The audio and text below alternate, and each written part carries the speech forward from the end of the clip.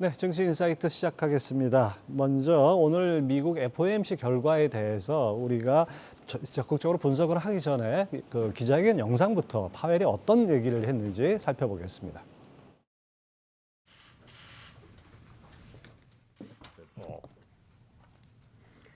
Today, the FOMC raised our policy interest rate by 75 basis points, and we continue to anticipate that ongoing increases will be appropriate.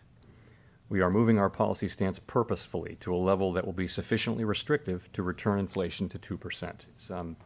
It is very premature to be thinking about pausing. So people, when they hear lags, they think about a pause. It's very premature, in my view, to think about or be talking about pausing our rate hike. We have a ways to go. 네, 오늘 도움 말씀에 하나자산운용 송재경 마케팅 본부장 모셨습니다. 어서 오십시오. 네, 안녕하세요. 자, 11월 FOMC 0.75% 그 이른바 자이언트 스텝은 뭐 다 예상을 했습니다. 근데 파월이 이 정도로 매파 발언을 내놓을지는 사실 예상을 못했습니다. 어떻게 보셨습니까? 네, 일단 뭐 떡 줄 사람은 생각도 안 하는데 김치국물부터 마신 격이 좀 돼버린 상황이 된 것 같고요.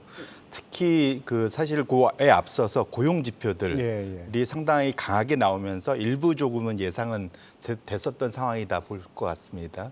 근데 확실히 그 시장이 예상을 못했다라고 판단할 수 있는 게 어제 그 장의 변동성이었던 것 같습니다. 원래 FOMC 열리기 전까지만 해도 그래도 약보합 내지 그런 그 보합 정도로 출발을 했었는데 이것이 성명서 나올 때까지만 해도 뭐 그렇게까지 강한 그 하락이 없었습니다. 근데 다만 아까 저희가 저기 그 자료 화면에서도 봤듯이 그 파월의 Q&A 질의응답 시간에 상당히 매파적으로 사실은 시장이 기대했던 것은 피봇이라고 보통 표현하죠. 연준의 태세 전환, 비둘기적으로 좀 전환될 것을 기대를 했는데 거꾸로 피봇은 됐는데 더 매파적으로 피봇이 된, 그러니까 정반대로 간 것이 시장에 상당히 강한 악재로 작용을 한 거다. 이렇게 해석을 하셔야 될 것 같습니다. 예, 12월에는 뭐 속도 조절을 할 수도 있겠지만은 최종 금리는 더 올라갈 수도 있다는 식의 얘기를 했던 게 가장 큰 것 같습니다. 당초 다음 주 8일이죠. 미국 중간 선거를 앞두고 사실 정치권에 좀 압력이 있지 않았습니까? 그래서 연준이 다소 유화적인 발언을 내놓을 거라고 이렇게 예상도 있었는데요. 뭐 사실은 그 민주당이 지금 상원을 다 갖고 있는 상태지 않습니까? 그리고 그 지금 현재 바이든 정부가 상당히 인기가 없는 정부였습니다. 가장 큰 것이 이제 올해 인플레이션 영향이 가장 컸고요. 먹고 사는 문제가 가장 큰 거죠. 맞습니다. 인플레이션을 못 쫓아가는 임금 상승률. 결국 실질 임금 상승률은 마이너스였던 것들이 상당히 소비자들의 분노를 사게 했고요. 그렇기 때문에 사실은 올해 상반기 적어도 9월까지는 민주당조차도 상당히 연준이 뭔가 좀 터닝을 할 거다. 예, 인플레하고 싸워주기를 바랬습니다. 그런데 상당히 최근 들어와서 중간 선거를 앞두고 지금 공화당과 민주당의 인기가 반전되면서 공화당이 적어도 지금 하원은 가져갈 것 같고 오히려 지금 상원까지도 가져갈 가능성이 높아졌습니다. 이러다 보니까 연준한테 브레이크를 좀 밟아달라라는 이제 그런 요청들이 이제 일부 있었다 보셔야 될 것 같고요. 결국은 이런 것들이 연준의 그런 악재로 혹시 이제 연준이 돌 수 있지 않을까 생각을 했지만 연준은 이번에도 정치적인 그런 발언은 배제했다 이렇게 보셔야 될 것 같습니다. 자, 파월이 기자회견 발언을 보니까 최종 금리 수준은 지난번 예상한 것보다 높아질 수 있다. 이런 얘기를 했습니다. 그러다 보니까 뭐 내년 금리가 4.75에서 지금 5%에 육박하거나 아니면 그걸 넘어설 것이다. 이런 예상까지 나옵니다. 자, 12월과 내년 금리 인상폭 어느 정도로 보십니까? 그러니까 원래 이제 시장의 베이스 시나리오라고 하죠. 이제 기본적으로 어떻게 봤냐면 이번 75bp는 다 예상을 했고 그다음 12월 달에는 50bp, 그다음에 내년에는 이제 상반기에는 한 번 내지 두 번 정도 상승을 최근에 예상을 했습니다. 그것도 0.25 정도로. 예, 0.25로 한 번 내지 두 번 합치면은 올해 말에 4.5 가고 내년에 두 번 합치면 4.75에서 5% 정도까지를 소위 이제 상한선으로 잡고 그 이후부터는 서서히 떨어지는 것을 이제 소위 이제 시장이 기대한 건데 어제 파월이 얘기한 것은 그것이 이제 5%가 최상단이 5%가 아니라 적어도 5%까지 갈 수 있다라는 네. 그런 뉘앙스로 얘기했고요. 가서 보자라는 얘기를 한 거죠. 그러니까 지금 금리 인상을 중단하거나 또 내지는 그런 것들을 얘기하는 것 자체가 아까 너무 이르다라고 얘기했던 게 그렇게 봐야 될 것 같고요. 결국 어제 시장이 받아들인 것은 50bp 12월 달에 올리는 거는 예정되어 있지만 내년도에 이거 베이비 스텝이라는 25bp가 몇 번 나올지에 대해서는 이제 가늠하기 어려운 그런 상황이 됐기 때문에 시장이 격하게 좀 반응을 한 거다 이렇게 보셔야 될 것 같습니다. 자, 뭐 투자은행들이 뭐 여러 가지 연준이 좀 약간 피벗을 할 것이다 예상도 있었지만 UBS만 유독 연준은 달라진 게 없다라고 예상했는데 그게 들어맞은 것 같습니다. 자, 그렇다면 이제 연준 입장에서는 12월만 해도 사실 두 번의 소비자 물가를 보고서 결정하는 거 아니겠습니까? 그리고 내년 초까지 금리 인상을 결정할 때 단기적으로 뭐 어떤 지표들을 뭐 물가는 당연한 거고요. 네. 눈여겨 볼까요? 연준한테는 기본적으로 두 가지 맨데이트 이제 정책 목표가 있습니다. 잘 아시겠지만 최대 고용과 물가 안정입니다. 네. 두 마리 토끼를 잡기 상당히 힘든데요.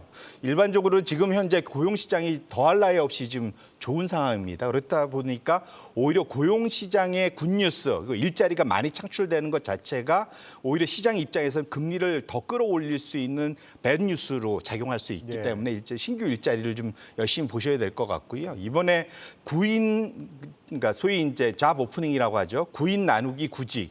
이게 최대한 200까지 갔었습니다. 결국은 지금 실직자들이 잡을 시장에 가서 찾으려고 하면은 일자리가 2개씩 있었던 거죠. 네. 이것이 이제 최근에 좀 꺾여서 한 1.67까지 떨어졌다가 지난달에 다시 1.9까지 다시 올라간 이런 그 역전 현상이 나타났습니다. 이것도 결국은 연준 입장에서는 고용 시장을 찬물을 좀 끼얹어야 되는 그런 오히려 시장한테는 맨 뉴스로 보셔야 될 것 같고요. 여기에 이제 추가적으로는 이제 하나 더 이런 것도 있다 보니까 금리가 너무 올라가다 보니까 걱정스러운 것은 사실은 시장의 신용 이벤트. 무슨 말이냐면은 우리가 이제 크레딧 스위스 같은 것도 봤죠. 우리나라에도 최근 들어서 이제 사실은 금리가 올라가다 보니까 알 수 없는 그런 이제 부도 위험들이 나오지 않습니까? 신용 경색이라고 하는 거죠. 맞습니다. 이제 그런 현상들에 대한 것들 이것은 오히려 이제 그것이 나타난다면 연준을 일시 멈춤할 수 있는 굳이 말하면 시장의 굿뉴스가 될 수 있겠죠. 이런 것들의 그러한 이벤트들을 좀 보실 필요가 있지 않을까 이렇게 생각을 합니다. 뭐 나쁜 소식이 더 많이 나와야 연준이 좀 약간 주춤하지 않을까 이런 생각도 듭니다.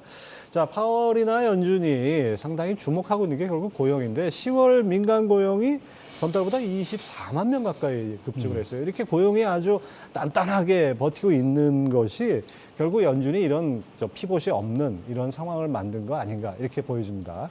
네, 맞습니다. 이제 사실은 미국을 제외한 나머지 나라는 다 어려운데 미국만 이렇게 탄탄한 것이 이제 미국에는 그나마 좋은 소식이고 나머지 나라에 이제 나쁜 소식인데요.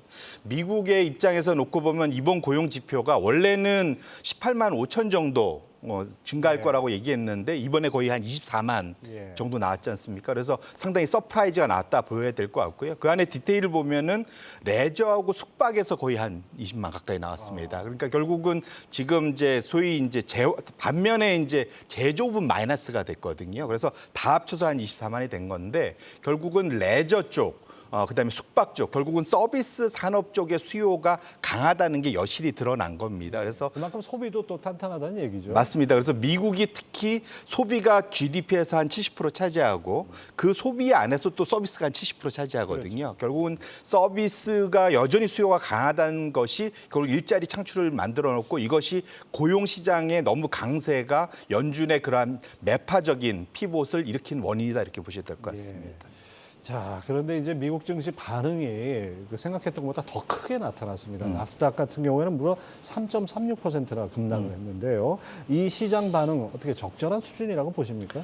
이게 이제 왜 이 현상이 일어났냐를 보면 10월 달로 넘어가야 됩니다. 이제 10월 달이 상당히 예상보다는 강한 많이 올랐죠. 상승세. 이제 다우존스 지수가 한 13%, S&P 500도 거의 10% 가까이 이렇게 이제 상당히 우상향을 했는데 그 원인을 보면은 그 사이 너무 많이 빠졌고 그다음에 연준이 결국은 11월, 12월에 앞으로의 이제 그 금리 상승 기조를 어느 정도는 멈추는 피봇의 그 뉘앙스를 주지 않을까라는 기대감 때문에 사실 그랬거든요. 근데 너무 오른 상태에서 정반대의 반응이 나오다 보니까 상당히 시장이 이제 놀랬다 봐야 될 것 같고요. 어찌 보면은 그 사이 많이 오른 것에 대한 되돌림 현상으로 봐야 되기 때문에 그것이 너무 이제 과격했다라고 보기에는 뭐 거의 뭐 절반 정도 빠진 거라서 뭐 그렇게까지 과격하다고 보기는 어렵지 않을까 한 생각합니다. 2, 3일 더 지켜봐야겠네요. 네. 자, 파월 의장의 그 언급 중에서는 12월 금리 인상폭을 자이언트 스텝은 4번 밟았고, 요거는 이제 0.5% 빅스텝으로 좀 낮출 것 같은 이제 뉘앙스로 얘기를 했어요. 자, 이렇게 자이언트 스텝에서 빅스텝으로 바뀌는 거, 이거는 무의미한 겁니까? 지금 이렇게 위로 더 올라간다고 봤을 때는? 사실은 그러니까 12월 달에 50pp 올리는 것은 이미 9월 달에 점도표 FOMC 위원들이 다 찍어놓은 그러한 경로입니다. 그렇기 때문에 시장의 대부분 70% 이상의 이코노미스트들이 12월 달에 50pp 올린다라고 다 예상을 하고 있습니다. 근데 문제는 그 이후거든요. 내년으로 갈 때 거기에 대해서 상방을 좀 열어놨다는 것이 이번에 상당히 이제 걱정스럽게 나타나는 거다. 이렇게 보셔야 될 것 같고, 그런 측면에서 놓고 보면은 금리가 추가 상승하는 것에 대해서 시장이 상당히 우려하고 있다. 이렇게 보셔야 될 것 같습니다. 자, 뭐 추가적으로 여기다 하나 더 여쭤보고 싶은 것은 이제 한미 금리 차가 1%포인트가 됐습니다. 미국은 4%, 우리는 3%. 이렇게 1% 정도 차이 나면은 어떤 자금 이탈, 그동안 또 외국인들이 많이 샀지만은 거꾸로 자금이 빠져나갈 가능성 이런 건 없습니까? 뭐 이미 이제 환율이 어느 정도 지금 1,420-130원대까지 올라와 있고, 그것을 금리 차를 일정 부분은 그러니까 맞춰놓은 그런 상태이기 때문에 이미 뭐 그 하는 총재께서도 대략 미국과의 금리 차가 100bp에서 125bp 정도 안에 머물고 있으면 그렇게까지 걱정할 정도는 아니다라고 예상을 하고 있고요. 이전에도 그러한 정도로, 그러니까 미국이 강하게 금리를 올릴 때 우리나라가 똑같이 올리기보다는 한 7-80% 쫓아간 다음에 미국 금리가 다시 내려오길 기다렸었거든요. 그래서 그런 정도에 와 있다 봐야 될 것 같고, 다만 그게 되려면 이번 이제 11월 달에 우리나라는 지금 올해 남아있는 금통위가 한 번밖에 없지 않습니까? 그때 어느 정도 쫓아가 주느냐에 따라서 소위 말하는 이제 환율이 좀 더 변동성이 있을까 없을까가 결정이 될 거고, 그것이 결국은 외국인들의 이탈 유무에 대해서 일정 부분 자극을 할 수 있는 여지가 있다. 이렇게 말씀을 드리겠습니다. 제가 과거 이제 한원 출입할 때 보니까 미국 연준이 금리 올리는 거는 확실히 좀 과격해요. 빨리 올리고 또 좀 있다가 또 빨리 내리고. 근데 반면에 한은은 주된 금통위에서 하는 게 동결이 대부분이었던 기억이 납니다. 그러니까 완만하게 올리고 완만하게 내리고 이런 식인데, 하여튼 그런 지켜봐야겠습니다. 자, 이제 금리에 민감한 성장주들의 경우에는 아주 타격이 큰 것 같습니다. 이른바 뭐 투매가 나온다 이런 얘기까지 나오는데, 성장주의 미래는 이렇게 연준이 고금리를 지속하는 한 계속 어둡다고 봐야 됩니까? 뭐 결론적으로는 어둡다고 봐야 될 것 같고요. 이제 가장 큰 이유는 성장주가 어느 때 주가가 많이 올랐냐를 보면은 금리가 계속 내려올 때였습니다. 결국은 금리가 떨어지다 보면은 소위 미래의 먹거리가 떨어지다 보니까 성장을 찾게 되거든요. 그러다 보니까 결국 금리가 낮아지는 것이 성장주의 높은 밸류에이션을 정당화하는, 높은 멀티플이라고 하죠. PER이 높아지는 걸 정당화하게 되는데, 거꾸로 지금 금리가 올라가고 있습니다. 그 얘기는 이제는 높은 멀티플, 높은 PER이 더 이상 정당화되지 못하는 국면으로 가고 있다 보셔야 될 것 같고요. 이게 정확히 미국의 특히 이제 금리도 금리지만 실질 금리가 지금 우상향을 하고 있습니다. 사실은 작년 상반기까지만 해도 실질 금리가 마이너스였는데 미국 기준으로 지금은 1%를 플러스로 넘어가고 있습니다. 결국은 이런 것이 결국은 성장주가 앞으로 맥을 못 추게 되는 가장 큰 원인이 된다. 이렇게 보셔야 될 것 같습니다. 자, 이 12월 FOMC 끝나고 나니까 연말 반짝 랠리에 대한 기대감도 사실 이제 좀 희석돼 버린 그런 느낌이 듭니다.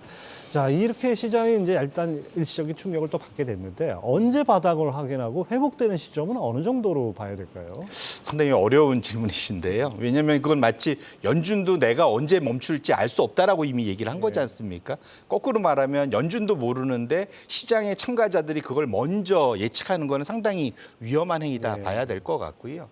거기에 대해서 이제 굳이 우리가 예측을 해본다면 연준 입장에서 언제쯤 멈춰야 될까 여러 가지가 있는데, 첫 번째로는 이제 소위 우리가 아까 지켜봤던 일자리나 그다음에 이제 그 민간 소비나 이런 것들이 멈추거나 사실은 마이너스로 빠지는 것이 나타나야지만 그것이 이제 인플레이션을 잡고 그것이 결국은 연준의 정책 효과가 나타나는 걸 확인해야 된다라고 봐야 될 것 같습니다. 그래서 그 시점까지 좀 기다려야 될 것 같고요. 적어도 내년 상반기까지는 오지 않을 것 같습니다. 이제 그게 첫 번째고, 그다음에 이게 이제 소위 탑다운 매크로적인 관점이고 바텀업 관점에서 놓고 보면은 기업의 실적이 사실은 이제는 이제 3분기 실적까지 나왔는데 멈추거나 일부 조금 이제 하향되고 시작을 했습니다. 그런데 통상 이것이 경기 침체가 오기 시작하면은 본격적으로 이익들이 꺾여 내려갑니다. 그런데 사실은 내년에 그 미국의 경기 침체 가능성이 점점 높아지고 있지 않습니까? 그래서 결국은 추가적인 2차 기업 하락 때문에 나타나는 주가 하락폭이 좀 남아있는 상황입니다. 그래서 그것을 결합한다면 적어도 아직까지 바닥을 논하기엔 좀 다소 이른 상황이지 않을까 이렇게 말씀을 드리겠습니다. 금리라는 이슈도 끝난 게 아닌데다가 기업 실적 악화라는, 그러니까 소위 말하는 경기 침체라는 어떤 악재까지 더해졌을 때는 우리가 생각했던 것보다는 바닥 시점을 조금 더 늦춰잡아야 되지 않나 이런 생각도 듭니다. 자, 그다음에 파월 의장이 이 과거 사례에 대해서 많이 이제 좀 공부를 한 것 같아요. 70년대에 이른바 스탑 앤 고. 그러니까 경기와 물가 상황에 따라서 통화 정책을 인상 일변도로 가는 게 아니라 가다가 중간에 멈추고 다시 또 올리고 이랬다가 실패한 경험이 있다. 이런 걸 되풀이하지 않겠다라는 것이 그 의도인 것 같은데요. 네. 근데 지금 사례가 과거와는 좀 차이가 있지 않습니까? 네, 맞습니다. 이제 그때 물가를 자극했던 게 여러 가지 기본적으로는 임금이 올라가고 임금이 올라가는 것이 물가를 다시 올리고 그것이 다시 임금을 올리는 그 소위 스파이럴이라고 하죠. 연쇄 반응을 일으켰던 게 기본인데 거기에 기름을 끼얹었던 게 두 번의 그런 오일 쇼크. 1973년과 79년 두 번의 이제 오일 쇼크가 기름을 끼얹었다고 봐야 될 것 같고요. 현재 상황은 일정 수준은 지금 실질 임금이 올라가긴 하지만 여전히 마이너스 상태에서 올라가고는 있습니다.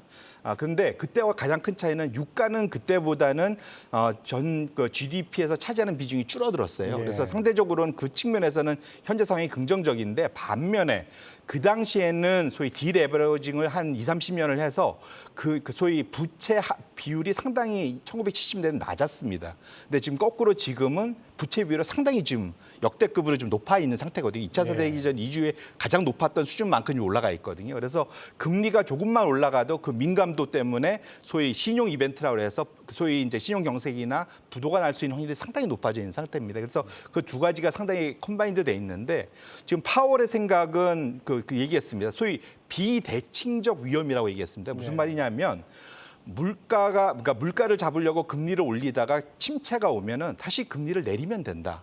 그러니까 결국은 이제 소위 정책 수단이 있습니다. 이쪽은 그러니까 소위 이제 경기 침체는 대응 수단이 있는데 반면에 인플레이션을 못 잡으면은 그 이후에 더 높은 물가를 통해서 더 깊은 수렁으로 빠질 수밖에 없는 상황이 됩니다. 그래서 양쪽으로 놓고 보면은 물가를 먼저 잡는 게 선행이 돼야 되고 그 다음에 경기 침체는 나중에 대응해도 된다라는 기본적인 마인드를 갖고 있기 때문에 1970년대의 그 당시의 실수를 반복하지 않겠다는 것이 이겁니다. 그래서 결국은 그 당시에는 아서번스라는 실패했던 그러한 연준 의장보다는 폴 보커라는 아주 그 매파적인 그런 정책이 상대적으로는 위험이 덜하다라고 판단을 하고 있다고 보셔야 될 것 같습니다. 폴 볼커처럼 금리를 20%까지 올릴 일은 없겠지만은 아무튼 파월의 의지는 강력하다. 이거는 우리가 확인했습니다.